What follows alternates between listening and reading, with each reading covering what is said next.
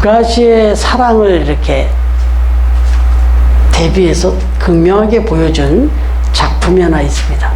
그게 톨스토이라고 하는 대작가가 쓴 북두칠성이라는 작품에 나오는데, 이 북두칠성 어떤 모양인지 아시죠? 이렇게 국자 모양으로 이렇게 돼 있잖아요. 근데 여기에 이제 얽힌 얘기를 풀었어요. 어느 해 가뭄이 몹시 심하던 때에 한 소녀가 병든 어머니에게 물을 좀 떠다 드려야 되겠는데, 그래서 그 물을 구해서 어머니에게 물을 전해드리는 이제 그런 이야기를 스토리로 쓴 거예요. 근데 이게 꿈속의 이야기가 나옵니다. 이 소녀가 꿈속에서 한 노인을 만납니다.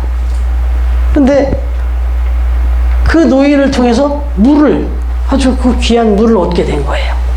그래가지고 이 물을 가지고 빨리 가서 어머니에게 이제 물을 드려야 될 생각으로 가고 있던 중인데, 목말라는 개를 만나는 거예요. 털털 하는 그 개를 만나는 거예요.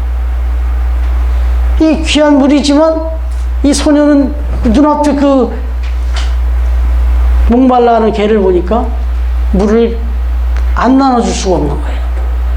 그래서 그 물을 일부를 나눠서 개에게 줬다는 거예요. 그리고 또 얼마를 갔을까요? 이번엔 또 한 나그네, 갈증에 지쳐있는 한 나그네를 또 만나게 되다는 거예요. 그러다 보니 또 이 가지고 가던 물을, 또 이 귀한 물을 다시 또 나누어서 그 나그네에게 주게 되었다는 거예요. 그런데 이때 놀라운 일이 벌어졌다. 그 물을 따가던 그 표주박이 은과 금으로 변해버리더라는 거예요. 은과 금으로 변해버리는 꿈 이야기예요. 그리고 이제는 전달을 어머니에게 가서 하게 됐잖아요. 그래서 이제 그 어머니에게 물을 먹이고 났더니 그 남은 물이 금강석이 되어가지고 하늘로 올라가더니 북두칠성이 되었더라. 이런 이야기예요. 이게 톨스토이의 작품에 나오는 얘기입니다. 그러니까 별을 보실 때 북두칠성을 보면 이 이야기를 한번 생각하세요. 그러면서 이 톨스토이가 하는 얘기입니다. 사랑은 두 종류로 나타난다. 어떻게? 인간의 사랑에 의해서, 인간은 사랑 없이는 살 수가 없는데, 그러나 자기 자신만을 사랑하는 그 사랑은 죽음의 시초가 된다. 그때부터 죽어간다는 거예요, 사람이. 자기만 사랑하는 그 이기적인 사랑에 빠질 때는 똑같은 사랑이지만, 자기만을 사랑하는 그 자기적인 이기적인 사랑에 빠질 때는 죽음의 시초가 시작된다. 죽음이 시작된다는 거예요. 그때 그 사람은 죽어가게 된다. 그런데 이웃에 대해서 또는 하나님에 대한 사랑이 시작되면 그때는 삶이 시작된다. 그때부터는 살아난다는 거예요. 그 사랑은 많은 사람을 살린다는 거예요. 여러분, 어떤 사랑을 하고 싶으세요? 나만을 사랑하는 사랑을 하면 나를 살릴 것 같잖아요. 근데 그때부터 죽어간다네요, 이 톨스토이의 관점은. 그러나 내가 사랑을 펼쳐서 이웃에게 또 하나님에게 이렇게 내 사랑을 고백하기 시작할 때, 그때 나도 살아나고 내 주변도 살아나게 되겠다. 이게 톨스토이가 한 얘기예요. 여러분, 기독교를 이제 처음으로 비판했던 책이 있습니다. 2세기. 그러니까 뭐 한 100년 정도 되는 거죠. 네. 지금 서기 지금 2025년을 2024년을 살아가고 있지만 서기 100년도 안 돼서 그때 그 2세기 때 사상가로 알려진 셀수스라는 분이 있었어요. 근데 이분이 진실한 담화라고 해가지고는 내용은 진실한 담화가 아니에요. 막 기독교를 비판했어요. 초대교회 성도들의 모습을 보면서 기독교를 비판한 거예요. 근데 그게 뭐냐? 어떻게 비판했냐? 저 사람들, 저 예수쟁이들, 우리말로 하면 예수쟁이죠. 저 기독교인이라는, 저 그리스도인이라는 사람들, 이 사람들은 논리도 없고 상식도 없는 사람들이다. 뭘 보고 이렇게 얘기했냐? 저 사람들은 사람을 만나면 인사도 제대로 나누지도 않은데 벌써 사랑부터 한다는 거예요.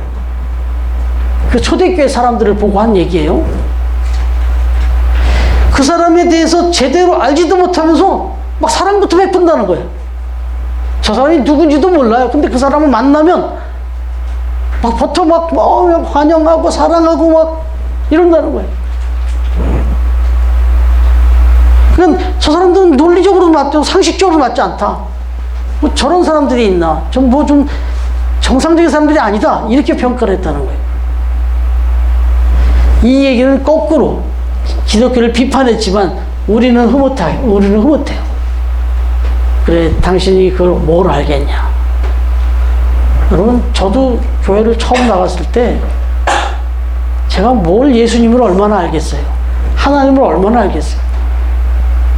근데 이렇게 환대해 줄 수가 없네. 제가 뭐 키가 큽니까? 잘생기기로 했습니다. 잘생겼나요? 비율이 좋잖아요, 비율이. 예. 그런데, 제가 많이 위축되고 갔죠, 교회를. 많이 위축된 마음으로 갔는데, 아니, 거기 있는 지금이니까 괜찮죠? 여학생들이 그렇게 환영을 해주는 거예요. 막 환영을 해주고, 간지 얼마 안 됐는데 생일이 됐네, 제가. 근데 그 생일 파티를 그렇게 근사하게 해주는 거예요, 막. 먹지도 않는, 뭔 소리야, 이게. 네, 좀 줄여놓든지 꺼놓으세요. 먹지도 않을 샴페인을 사갖고 왔어요. 왜? 축하해 주려고. 빵빵 터뜨리고, 이 사람들이 나를 도대체 얼마나 알고 내가 교회를 앞으로 얼마나 다닐지 안다고 이렇게 환영해 주냔 말이에요. 근데 이게 계속 끌어내, 계속. 여러분, 이게 교회입니다. 여러분, 상대방의 학업, 또는 상대방의 직업, 또는 그 사람의 사회적 배경, 가정의 배경, 그 사람이 어떤 나라 사람인지, 그 사람이 어디서 모아둔 사람인지 이런 거 안 따져요, 교회는. 오면 사랑부터 합니다. 주의 이름으로 환영합니다. 왜요? 그게 안 중요해요, 우리는. 중요한 건 뭐냐면 하나님이 사랑을 하고 있어요. 우리가 그렇게 사랑을 받았고.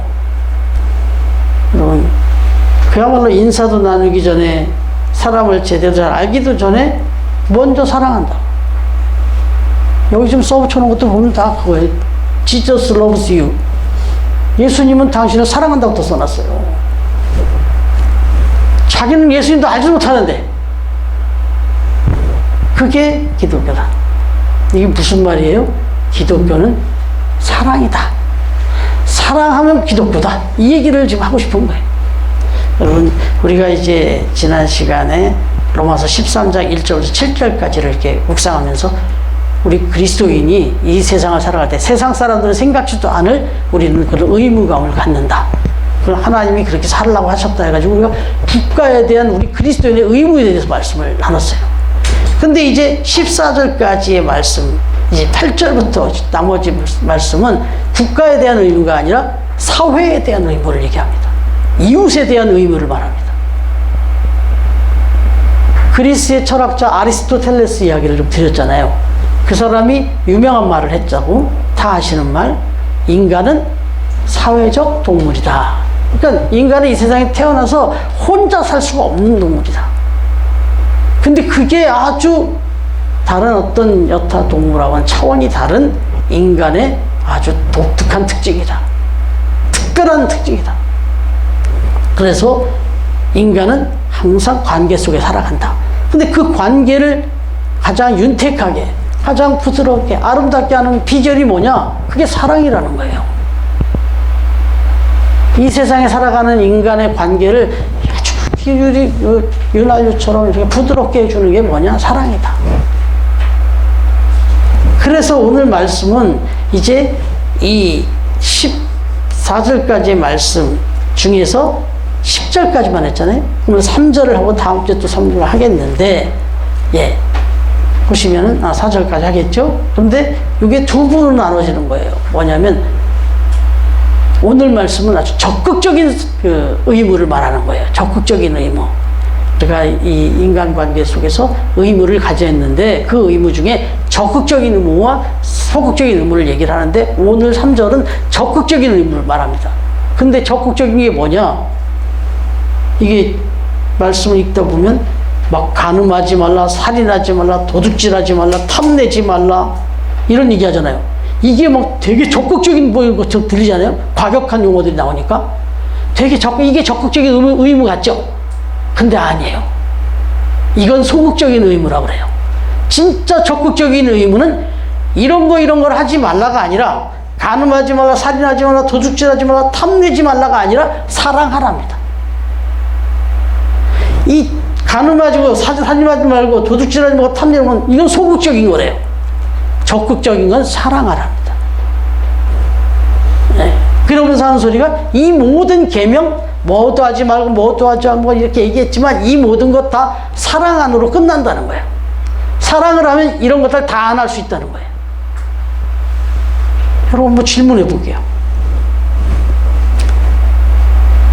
이분 9절에서 지금 나온 얘기가 나오잖아요. 간음, 살인, 도둑질, 탐내는 거, 탐심, 욕심. 여러분 어떤 게 쉬울까요? 간음하는 게 쉬울까요? 간음하지 않는 게 쉬울까요? 한번 생각해보면 또 이거 어렵지 않죠? 살인하는 게 어려워요? 살인하지 않는 게 어려워요? 살인하는 게 어려워요. 도둑질하는 게 어려워요. 이게 우리가 도둑님들 좀 존경할 부분이 있어요. 엄청나게 준비합니다. 엄청나게 연습해요.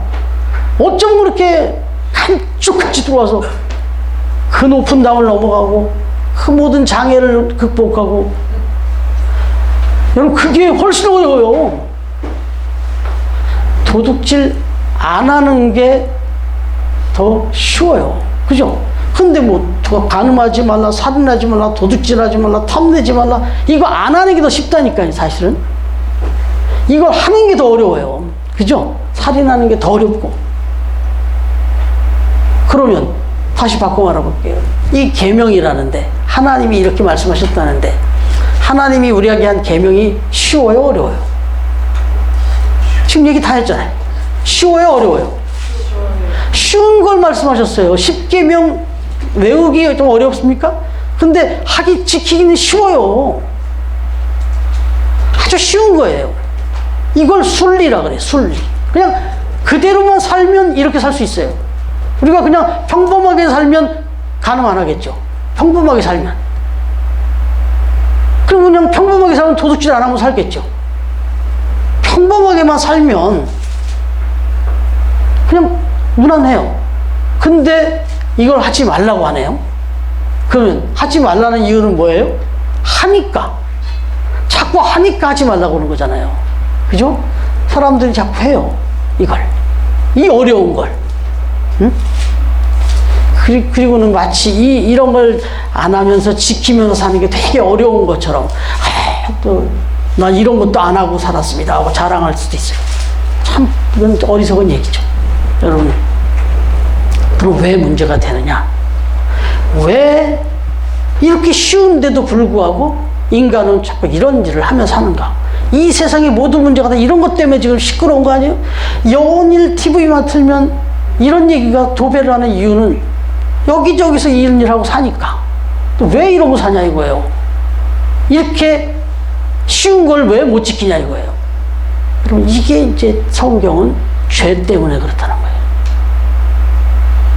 본성에 죄악이 가득해서 그렇다는 거예요. 인간의 본성에.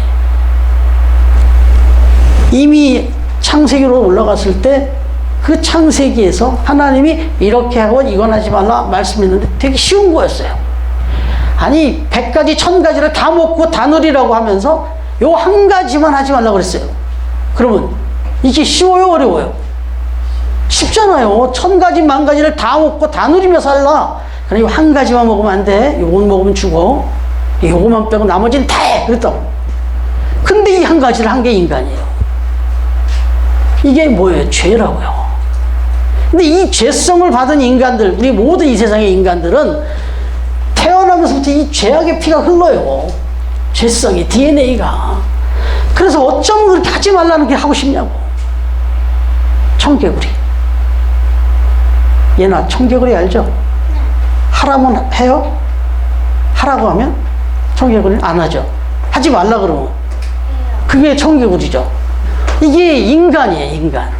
인간이 다 청개구리예요.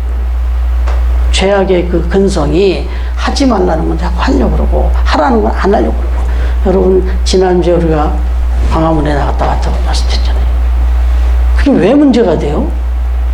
그냥 남자가 남자로 사는 게 쉬워요, 어려워요? 쉬워요.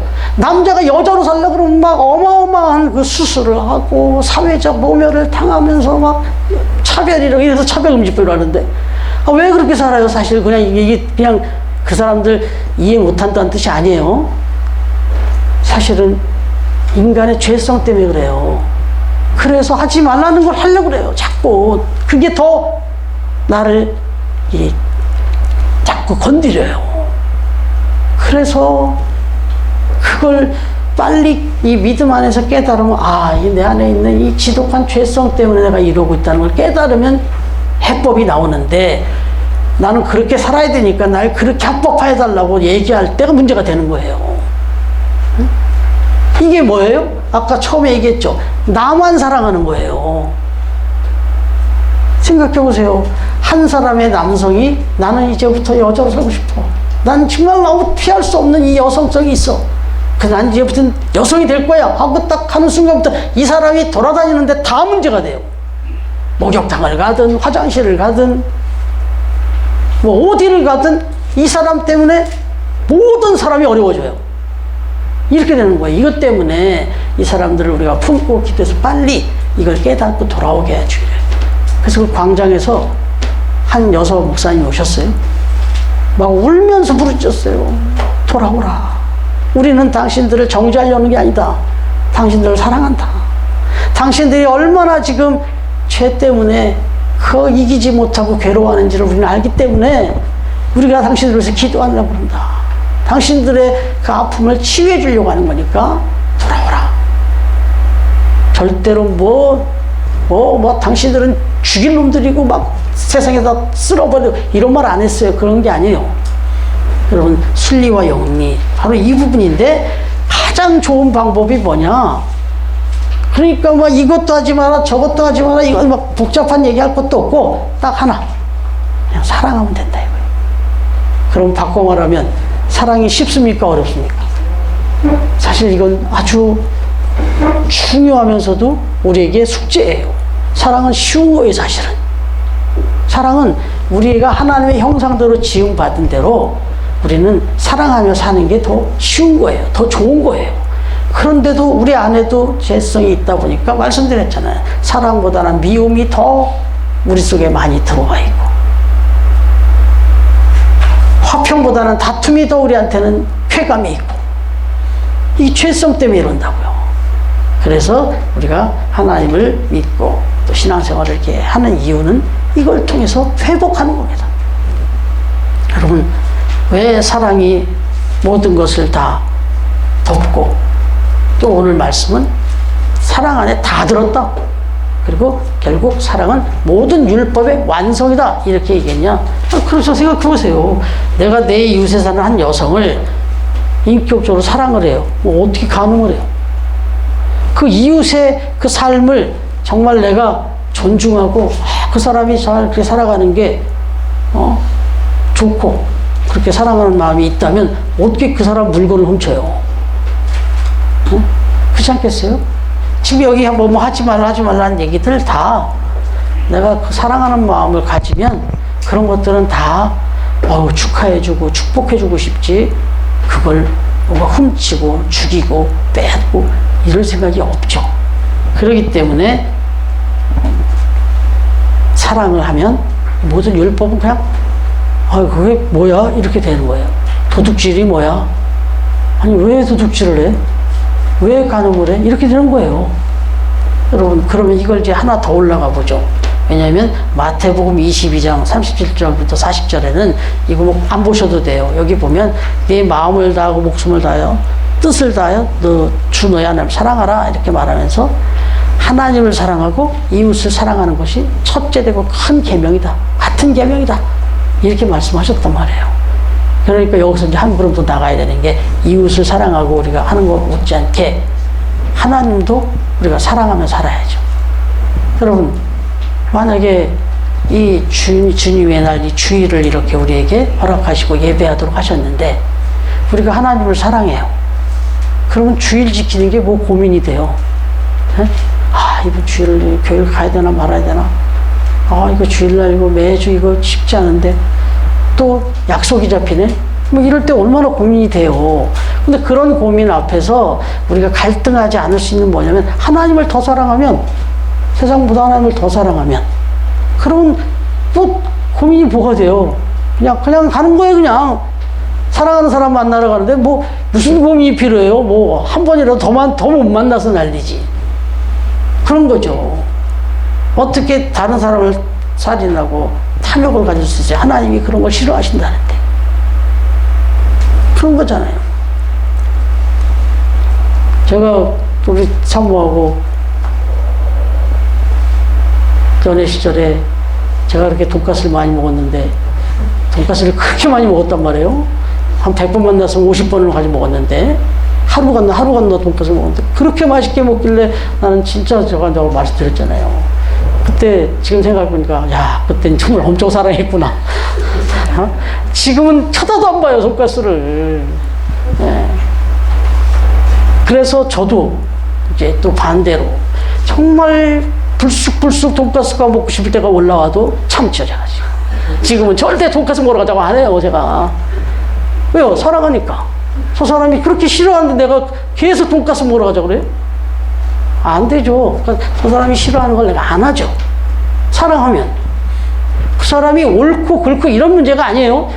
내가 저 사람을 사랑하면 저 사람이 좋아하는 거는 얼마든지 하고, 저 사람이 싫어하는 거 안 해요. 이게 사랑이에요. 그러니까 하나님을 사랑한다고 그렇게 하는 거고, 이웃을 사랑한다고 그렇게 하는 거고, 남편을 사랑한다고 그렇게 하는 거죠. 막 고치려고 막 억지로 막 이럴 게 아니라 그 사람이 싫어하는 걸 안 하는 거예요. 그 사람이 좋아하는 것만 하면 이 사람도 또 내가 좋아하는 걸 하게 돼 있거든요. 그게 변화예요. 그러면 변해야 돼요. 저 사람을 바꿔주고 싶어요. 그러면 그 사람이 좋아하는 걸 계속 해줍니다. 그러면은 그 사람도 양심이 있어요. 그래서 내가 좋아하는 걸 합니다. 내가 싫어하는 걸 안 합니다. 이게 변화예요. 이게 사랑의 기술이에요.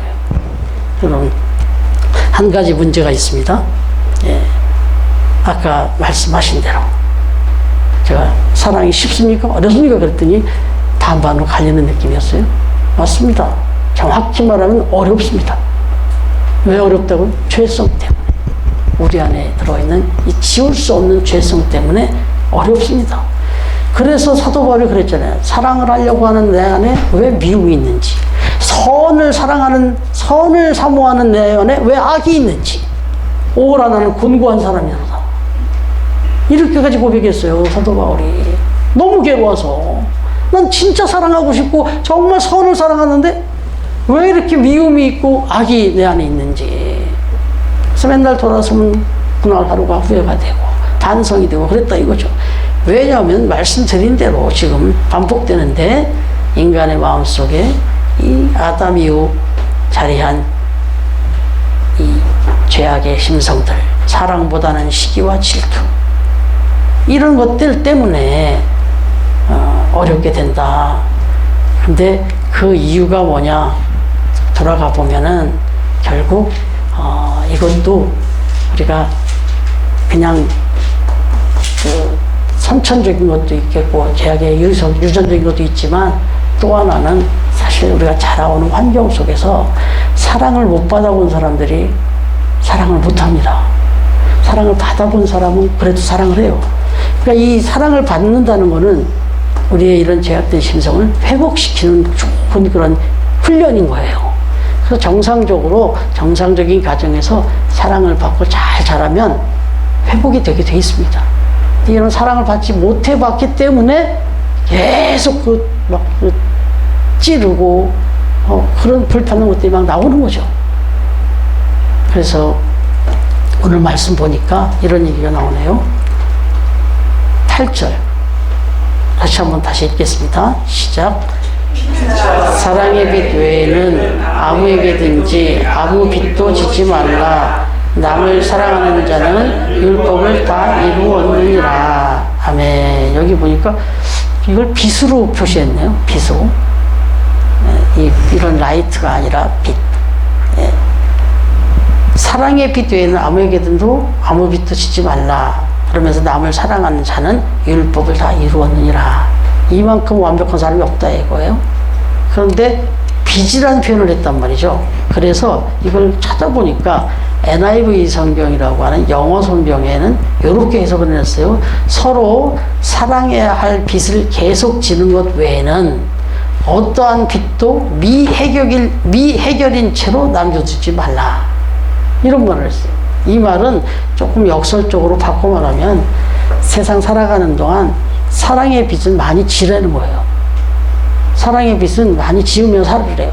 왜? 그렇게 내가 사랑을 받으면서 사랑의 어떤 충전이 되어야만 내가 사랑을 베풀며 살 수 있다는 얘기입니다. 우리 핸드폰을 계속 충전을 받아야만 이걸 마음껏 기능을 쓸 수 있는 것처럼 사랑도 충전이 되어야 내가 사랑을 할 수 있다는 거야. 내가 지치고 내가 완전 상처받고 내가 완전히 그냥 짓눌려 살면 내가 누구를 사랑하겠어요 지금. 네? 내가 그 만신창이가 되는데 내가 누구를 사랑하겠냐고. 그런 사람 옆에 가면 쿡쿡 찌르는 느낌이에요. 막 아주 너무 거칠어요. 왜? 그렇게 거칠게 살아왔기 때문에. 사랑으로 이렇게 회복되지 못했기 때문에. 그래서 말하는 거예요. 사랑해야 할 빛은 계속 지는 것 외에요. 이 얘기는 일생 동안 사랑 지면서 살아요. 여러분, 그러니까 자꾸 사랑을 베풀려고만 하고, 사랑을 누가 베풀어주면 막, 듣다 그러고, 막, 괜찮다 그러고, 남의 사랑을 베푸는 거 잘하시면서, 남이 나를 사랑해주고 막 너무너무 안절부절하는 분이 있어요. 아니에요. 바닥납니다. 그 사람 꼭 바닥나게 돼 있어요. 무한대로 아무 사랑을 안 받아도 내가 마음껏 사랑을 베풀 수 있다? 그건 하나님만 하실 수 있는 거예요. 이 세상의 모든 사람들은 서로 사랑을 주거니 받거니 하면서 사는 거예요. 그러니까 이 주일날 오시면 성도들한테 무조건 섬김 받으라는 뜻이 아니라 와서 누가 이렇게 막 사랑을 베풀면 받으세요. 그 사랑을 받으세요. 그래서 그것이 이렇게 또 쌓여지면 흘러넘쳐서 또 내 주변에 여기서든 또 나가서든 어디서든 내가 사랑을 베풀며 살 수 있게 되거든요.